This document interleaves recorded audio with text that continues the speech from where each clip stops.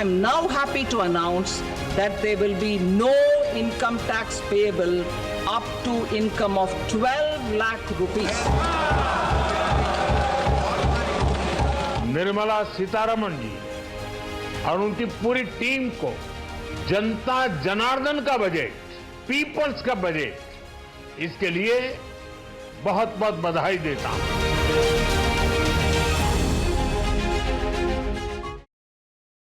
तो वित्त मंत्री ने इस बार जो आम बजट पेश किया है, क्या वो बजट मिडिल क्लास के लिए है, नौकरी पेशा लोगों के लिए है? इस बार वो ऐलान हुआ है जिसका उम्मीद जिसको लेकर किसी तरीके का आकलन शायद ही किसी को रहा होगा। हमारे साथ नितिन बैजल साहब हैं, आप सीनियर पार्टनर हैं डेलोइट इंडिया के, और आपने पूरा एक चार्ट बना रखा है। नितिन बैजल साहब, बहुत बहुत स्वागत है आपका न्यूज़ नेशन में। पहले तो आप जरा सरल शब्दों में ये बताइए सर कि जो नौकरी पेशा वाले लोग हैं, इस बार ऐसा क्या है जो वित्त मंत्री ने हर किसी को चौंका दिया है अपने भाषण में?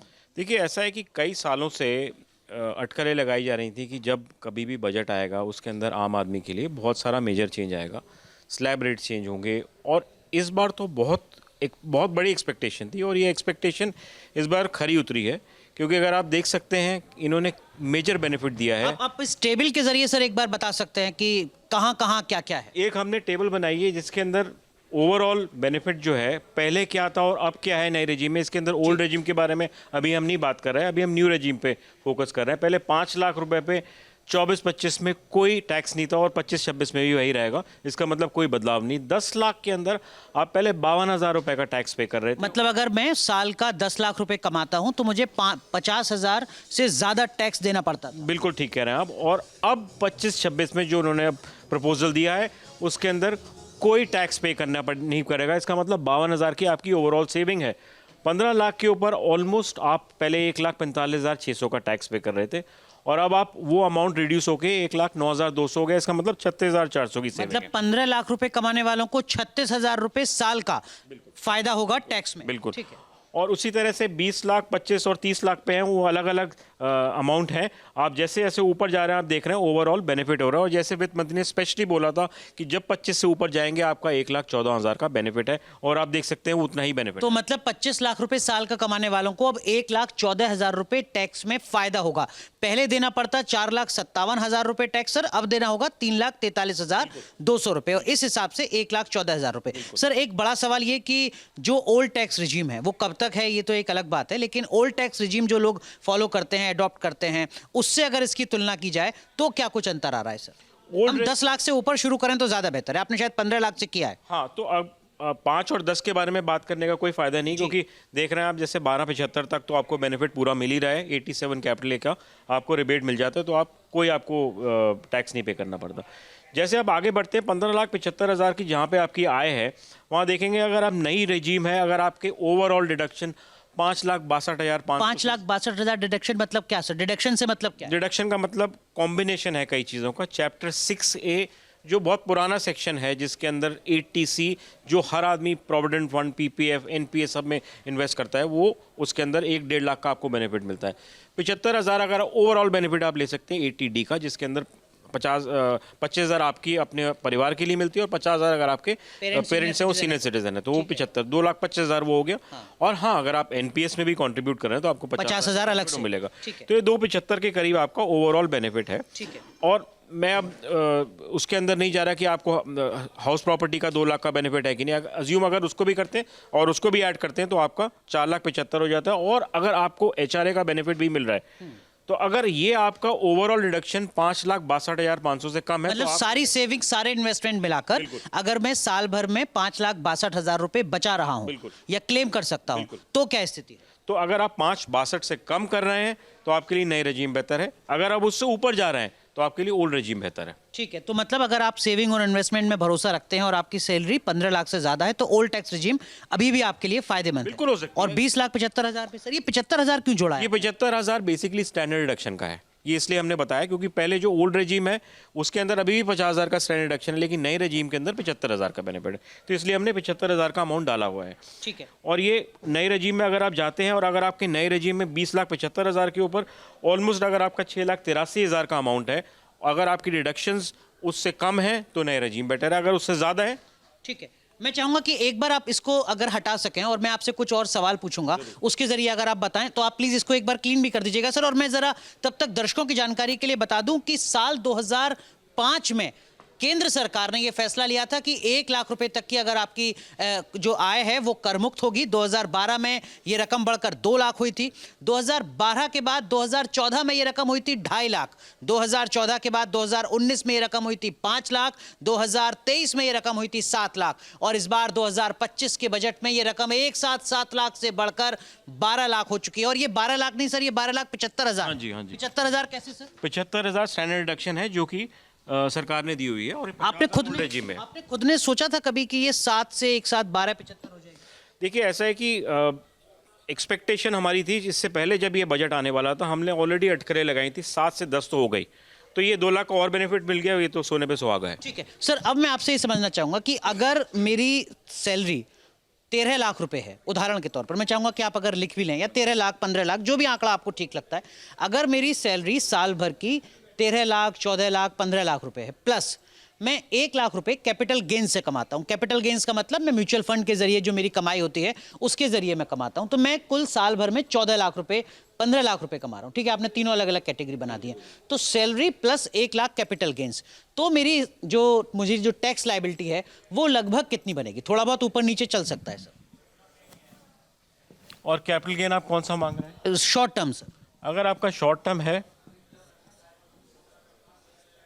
13 लाख के ऊपर, जो 12,75,000 से आप ऊपर जा रहे हैं, तो इसका मतलब आपको ओवरऑल जो स्लैब रेट्स हैं वो लगेंगे। इसका मतलब पूरा बेनिफिट अगर आपकी सिर्फ 12,75 इनकम होती तो आपको पूरा एग्जेम्पशन मिलता, लेकिन आप जैसे ही उससे ऊपर निकलते हैं आपको इसलिए स्लैब रेट्स लगेंगे। इसलिए स्लैब रेट इसमें लगेगा, जो 5% है, 10%, 15%, वो सारे इसके अंदर एप्लीकेबल होंगे। मतलब एक सेकंड, आप कह रहे हैं कि जैसे ही 12,75 से 12,76 होगा तो वो पूरी रकम पर ही टैक्स पे करना पड़ेगा, 12,76,000 पर ही टैक्स देना पड़ेगा, ऐसा नहीं है कि 1,000 रुपए पर टैक्स देना होगा। और वो रिबेट है एक तरह की। 87 कैपिटल में ए में बेनिफिट है, वो रिबेट है। आप जैसे ही उससे 1 रुपये ऊपर निकलते हैं आपको पूरे अमाउंट पे करना। ठीक है, तो मतलब सर ये तो बड़ी दुविधा वाली स्थिति रहेगी, लोगों को कैसे उस स्लैब में आए, ये तो बड़ी कोशिश करनी पड़ेगी उनको। बहरहाल तो 12,76,000 रुपए के हिसाब से ही फिर उनको टैक्स देना पड़ेगा।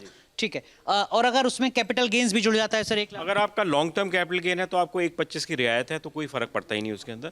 हाँ, अगर आपका रियायत अभी भी है इस बजट? बिल्कुल है, वो उन्होंने कुछ चेंज नहीं किया।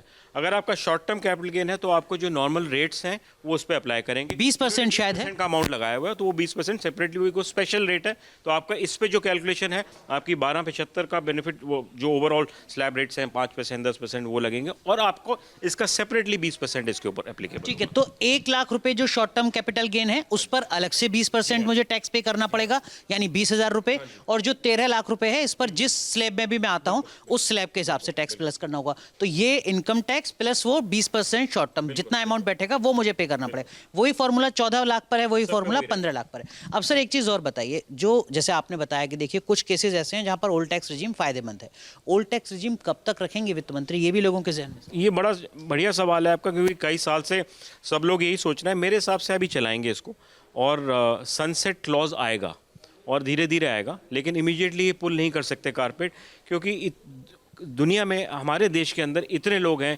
जिन लोगों ने इसके अंदर इन्वेस्टमेंट करी हो एटीसी एटीडी में, उनको अभी समझने में और इस चीज़ को इस चीज़ में कैसे बाहर निकलें वो अभी टाइम लगेगा, लेकिन मेरे हिसाब से इसका थोड़ा समय लगेगा। एक सवाल और सर, जब हम ओल्ड टैक्स रिजीम की बात करते हैं तो हमारे जहन में आता है कि कैसे हम सेविंग करके, इन्वेस्टमेंट करके अपने टैक्स को बचा सकते हैं।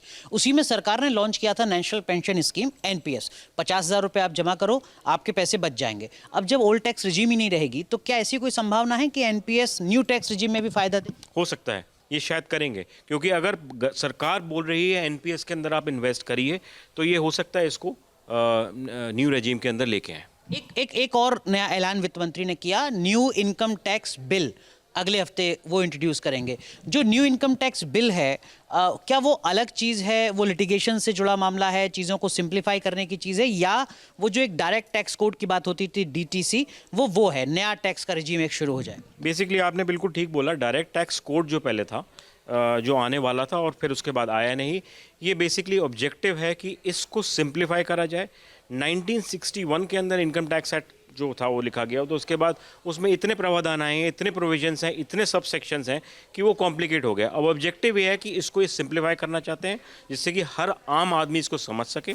और खैर अभी तो ये पब्लिक डिबेट के लिए ओपन होगा और इसमें समय लगेगा, बट ये आ जाए तो बहुत अच्छा है क्योंकि इससे सब चीज़ें बहुत आसान हो जाएंगी और लिटिगेशन में जो इतने इश्यूज पड़े रहते थे वो भी क्लियर होंगे। सर वो जो 12,75,000 रुपए की रकम है, 12 लाख प्लस 75,000 स्टैंडर्ड डिडक्शन, क्या उसमें किसी तरीके की कोई रिबेट होती है जो मैं ले सकता हूँ, क्लेम कर सकता हूँ, या उसमें कोई भी क्लेम नहीं मिलता आपको? उसमें तो कोई क्लेम है ही नहीं। बेसिकली वो मैंने आपको जो बताया 87 कैपिटल ए रिबेट कहलाती है। तो जो आपका 7 लाख से ऊपर का जो भी टैक्स बन रहा है और वो 12 तक पहुंच गया है, उसके अंदर वो रिबेट का ही अमाउंट कहलाता है वो। तो इसका मतलब अगर आप 12,75 की आपकी इनकम है इंक्लूडिंग स्टैंडर्ड डिडक्शन, तो आप कोई टैक्स नहीं पे कर रहे हैं। आखिरी सवाल, जब भी डायरेक्ट टैक्स कोड आएगा, क्या आपको लगता है कि ये जो 12,75,000 की विंडो आज वित्त मंत्री ने ओपन की है, ये थोड़ी और बढ़ सकती है या अभी अगले 5-7 साल लोगों को भूल जाना चाहिए? अभी मेरे हिसाब से थोड़ी देर शांति रखनी चाहिए क्योंकि एक्सपेक्टेशन इतनी ज़्यादा भी नहीं होनी चाहिए। आपने खुद ने सोचा था कि 12 लाख हो जाएगा या अधिकतम लोग 10 लाख मानकर चल? 10 ही लाख, जनरली 10 मेरे हिसाब से 10 भी नहीं सोच रहे थे हम लोग। ज़्यादा इस चीज़ के ऊपर पढ़ते हैं, ज़्यादा सुनते हैं, तो इसलिए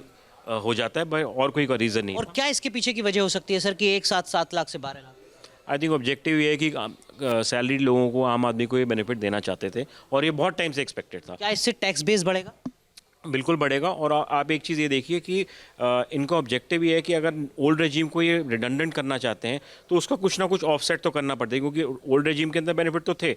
अब ये उसको नए रेजिम में आने के लिए इसलिए उन चीज़ों को क्लोज करना चाहते हैं, तो इस वजह से एकदम से सडनली ये बेनिफिट दिया। लगभग 70% टैक्स पेयर ऐसे हैं जो न्यू टैक्स रिजीम में जा रहे हैं, जो अभी सरकार का डेटा आया। आपको लगता है आज के इस ऐलान के बाद ये बेस और ज़्यादा बढ़ जाएगा? बिल्कुल बढ़ेगा, बिल्कुल बढ़ेगा।